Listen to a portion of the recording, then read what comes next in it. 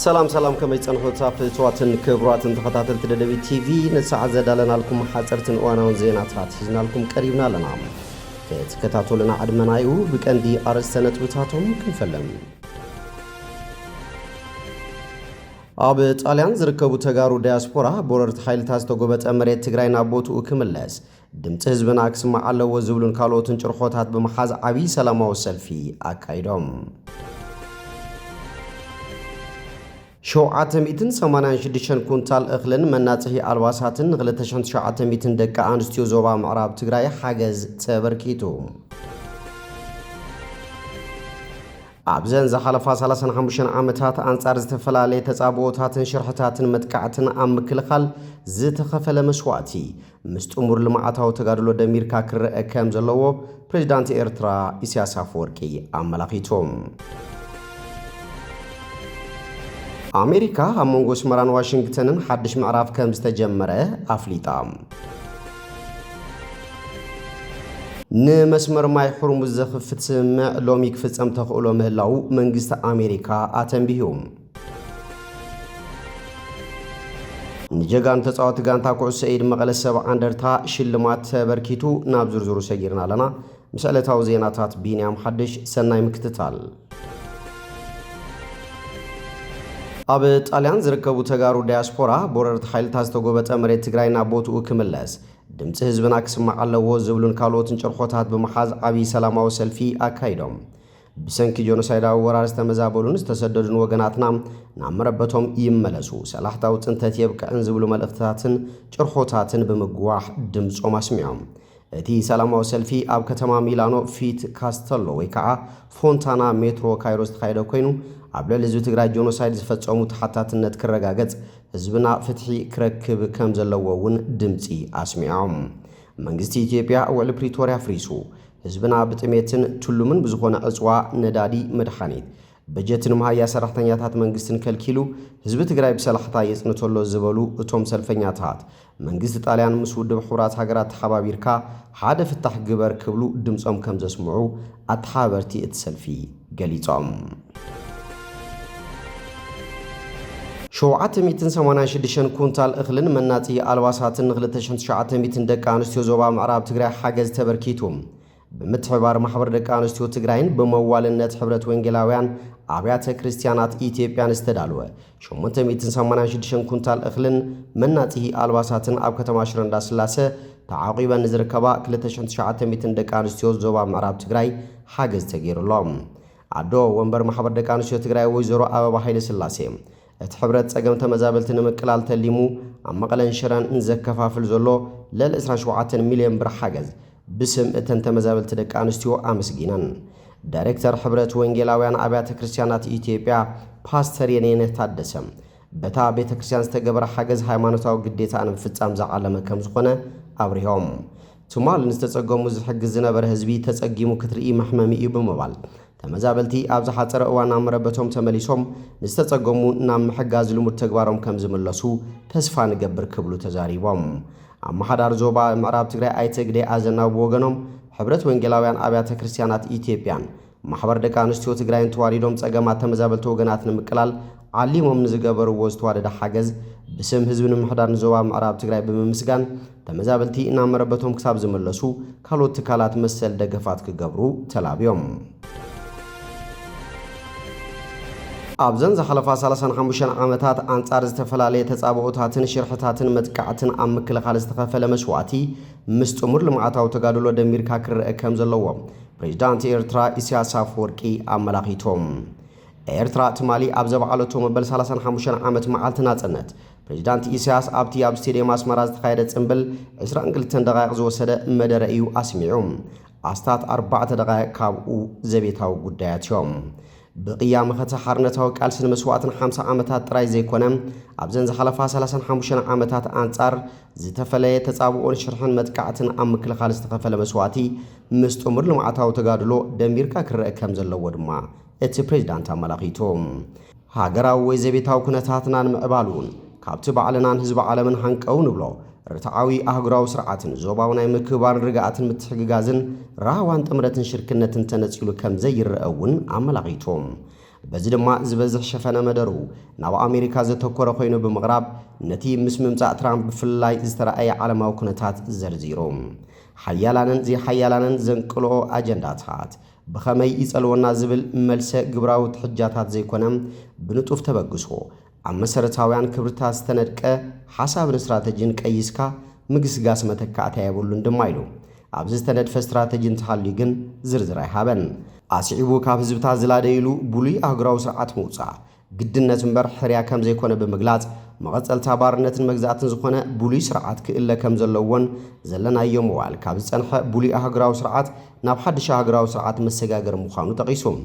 ፕሬዚዳንት ኢሳያስ ኣብቲ ንዞባዊ ዝምልከት ዛዕባ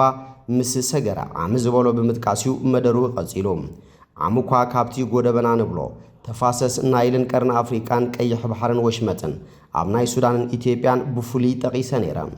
ዓለማዊ ተኣፋፍነት ናይቲ ጎደቦ ምስ ሕጂ ኣብ ሕርሙዝ ተኸሲቱ ዘሎ ቅልውላው ዝያዳ ጎሊሑ ስለ ዘሎ ክንክተሎ ዝጸንሐና ናይ ዝኾነ ዓለማዊ ይኹን ዞባዊ ሓይሊ እየ ዝብሉ ወገናት ጣልቃ ምትእታው ዘይብሉ ብውዕል ሃገራት እቲ ጎደቦ ዝቖመ ናይ ሓበራዊ ድሕነት ኣልያ እንተዘይኮይኑ ዝኾነ ካልእ መተካእታት ዘራያት ከም ዘየዋፅእ ዳግም ተነጺሩሎ ክብል ገሊጾም እቲ ፕሬዚዳንት ዝሓለፈ ዓመት ኣብ ግብፂ ድሕሪ ዘካየዶ ናይ 5 መዓልታት ዑደት ምስ ቴሌቪዥን ኤርትራ ብዝገበሮ ቃለ ምሕተት እዩ ነዚ ጉዳይ ኣልዒሉ ነይሩ ኣብቲ ቃለ ምሕተት ወታደራዊ ምትእታው ከም ዝነጽግ ዘረድአ ፕሬዚዳንት ኢሳያስ ቀይሕ ባሕሪ ካብ ካልኦት ማያዊ መስመራት ዝያዳ ጂኦፖለቲካዊ ኣገዳስነት ዘለዎ ኣህጉራዊ ማያዊ መስመር ምዃኑ ከም ዝኣምን ገሊጹ ነይሩ ነዚ ማያዊ መስመር ዝምውሓስ ድማ ንሃገራት ናይ ዞባን ካብኡ ወፃእ ዘለዋን ኣብ ዝርዝር ከኣተና እንተላይ ንኣህጉራውያን ሓይልታት استراتيجياዊ ጉዳዩ እቲ ሽግር ብዝተፈላለየ ወገናት ብዙሓት ሓሳባት ዝመጽን ምትእታዋት ዝበዝሖን ምዃኑ ገሊጾም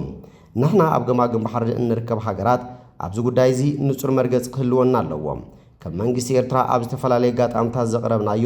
12 ነጥብታት ዝሓዘ ሓሳባት ኣሎ ይብል ኣይተ ኢሳያስ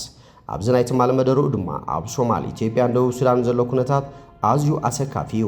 ዝያዳ ኣቓልቦን ስራሕን ከም ዝሓትት ብምንጻርዩ ናብ ዘቤታዊ ጉዳያት ሰጊሩ ድሕሪ ምውላዕ ኩናት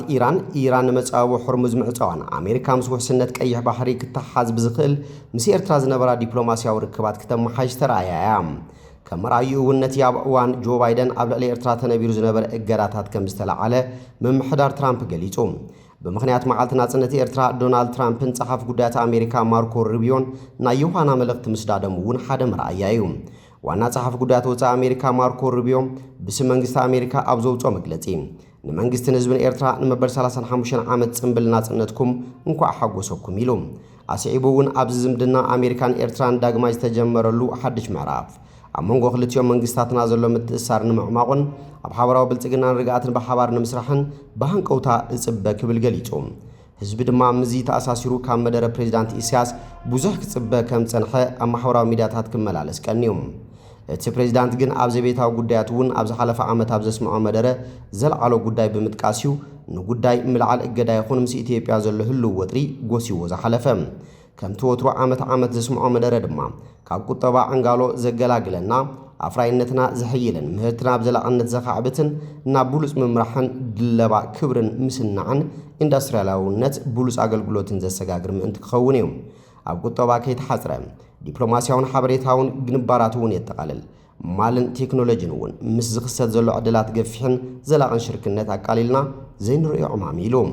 ፕሬዚዳንት ኢሳያስ ኣብቲ ዓሚ ኣብ ተመሳሳሊ መድረኽ ዘስምዖ መደረ ጥሙር ልምዓታዊ መኸተ ኣብ መስርሕ ኣሎ ክብል ቃል ኣትዩ ነይሩ ኣብዚ ናይ ሎማ ዓመት መደረኡ ድማ በቲ ንብህጎ ናሃሪ ክንግስግስ ግን ፕሮግራማትና ውጥናትና ዳግም ምኽላስን ምጽፋፍን ሙጉዝጓዝ ጸጋታት ክንዕቢ ስለ ዘለውና ኣብ ዓመተ 2026 ሰገጥ ምባል ኣይ ክሰኣንን ኢሉ ናይ ማይን ኤሌክትሪክን ኣገልግሎት ምስፋሕ ፕሮጀክታት ምድንጓይ ቀረብ እንተዘይኮይኑ መበጋገሲ ኣብዛ ዓመት ክዝርጋሕ እዩ ኣብ ማሕበራዊ ኣገልግሎታት ቀዳምነት ትምህርቲ ብሰፊሕ ህዝባዊ ደገፍ ካብ ቅድመ ምህርቲ ዝብገሱ ፕሮግራማት ቀዳማይ ድርኺት ክግበረሎም ዓብይ ተጽቢት ኣሎ ምስፋሕ ዓይነታዊ ኣገልግሎታት ጥዕና እውን ዓብይ ተጽቢት ዝግበረሉ ዘሎ እዩ ብምባል መብጻዕ ከኣቱ ተሰሚዑ ኣብ መወዳእታ ድማ መሰናኽላት እንተለው እውን ስክፍታ የለን ቅሶን ብምባል እዩ መደርኡ ዛዚሞም ንመስመር ማይ ሕርሙዝ ዘኽፍት ስምምዕ ሎሚ ክፍጸም ተኽእሎ ምህላው መንግስቲ ኣሜሪካ ኣተንቢሁ ኣሜሪካን ኢራን ብኣሸማጋልነት ሳልሳይ ወገን የካይድኦ ዘለዋ ድርድር ሎሚ ክዛዘም ተኽእሎ ምህላው ጸሓፍ ጉዳያት ወጻኢ ኣሜሪካ ማርኮ ሩቢዮ ገሊጾም አሞን ወኽልቴና ገራዝትና ተኻይደ ዝርከብ ድርድር ብስምምዕ ክዛዘም ዘኽእሉ ወጭቡጣት ምዕባለታት ከም ዝተረኸቡሉን እቲ ዝግበር ስምምዕነት 20 ሚታዊት ምህርቲ ነዳዲ ዓለም ዝመሓላለፈሉ ኮሪደር ማይ ሕርሙዝ ክፉት ኮይኑ ንቕጽል ዝድንግግ ምዃኑ ማርኮ ሩቢዮ ምግላጾም አናዶሉ ጸብጺቦም ብምኽንያት ዝተረኸበ ተስፋ ዋጋ ነዳዲ ብቁልጡፍ ምንካዩ ጸብጸበ ቢቢሲ ብግዲኡ ሓደ በርሚል ዘይተጻረየ ነዳዲ ካብ ዝነበሮ ዋጋ ብ5.5 ሚታዊት ብምንካይ ኣብ ዝእዋን እዚ ብ97.8 ዶላር ይሽየጥ ምህላው ሓቢሮም ኣሜሪካን ኢራንን ፍልልየን ብዘተ ንምፍታሕ ኣብ መወዳእታ ወርሒ ሚያዝያ ተኽስዶ ዘብል ስምምዕ ምግባረን ዝዝከር እዮም ነጀጋኑ ተጻወት ጋንታ ብኩዕሶ ኢድ መቐለ 70 እንደርታ ሽልማት ተበርኪቶም አባላት ተዓዋቲ ጽዋዕ ፕሪሚየር ሊግ ኢትዮጵያ ጋንታ ኩዕሶ ኢድ መቐለ 70 እንደርታ ትማል ምሸት እንግዶት ድራር ዝተገበረሎም ኮይኑ ምምሕዳር ከተማ መቐለ 5.5 ሚልዮን ቅርሺ በመመዳብ ንኣሰልጠንቲ አባላት ጋንታን ተጻወትን ድማ በብደረጃኦም ሽልማት ገንዘብ አበርኪቱሎም በመሰረት እዚ ዋና አሰልጣኒ አማኑኤል ስዩም 280 ሺህ ምራሕቲ ጋንታን ብሉጻት ተጻወትን 250 ሺህ ከምኡን ካልኦት ተጻወትን አባላት እታ ጋንታን በብደረጃኦም ካብ 200 ክሳብ 160 ሺህ ቅርሺ ሽልማት ተበርኪቱሎም እምባር ከስፍቷትን ክብራትን ተኸታተልቲ ደደቢት ቲቪ ነሰዓት ዘዳልናልኩም ዜናታት ነዚህም ይመስሉ ስለትምክታልኩም አመስጊና በኻሎት ሳውንድ ራኸብ ሰሰናይ ንዓኹም